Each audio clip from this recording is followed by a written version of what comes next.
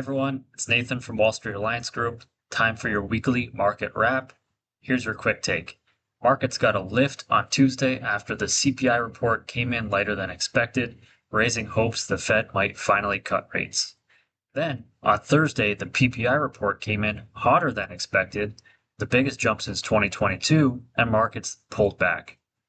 Warren Buffett's Berkshire revealed a $1.6 billion stake in United Healthcare, which has really been beaten up lately, and the stock popped on the news. Bitcoin had some ups and downs. It spiked to a record after CPI, then it cooled off after that PPI report. Just this morning, retail sales came in at 0.5% for July, shy of the 0.6% forecast, but still the second straight month of positive spending growth, showing consumers are hanging in there. So here's the bright side.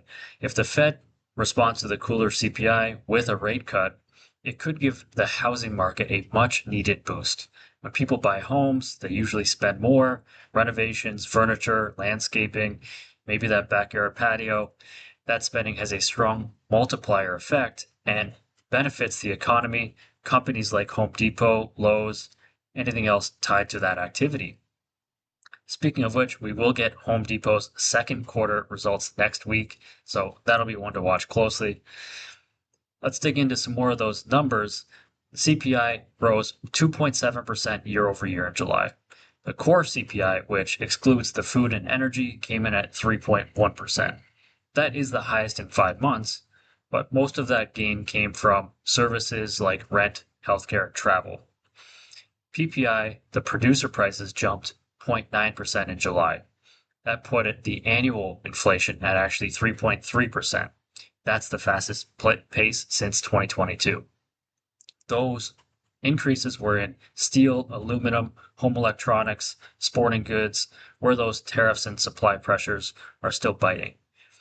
Now, for the retail sales, I mentioned 0.5% back-to-back months of growth. So while still under expectations a little bit, it's a sign those consumers are still spending steadily. Good news for retailers and the broader economy. The mix of the cooler CPI but the hotter PPI suggests that wholesale costs are rising faster than what consumers are actually currently seeing. That gap could narrow if companies start passing more on to the consumer. That's something that the Fed will, of course, be watching. For next week, here's what's coming up. We've got Palo Alto Networks.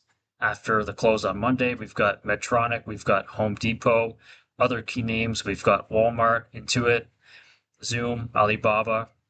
Later this month, we've got a big name still to go for the second quarter, NVIDIA, not till August 27th.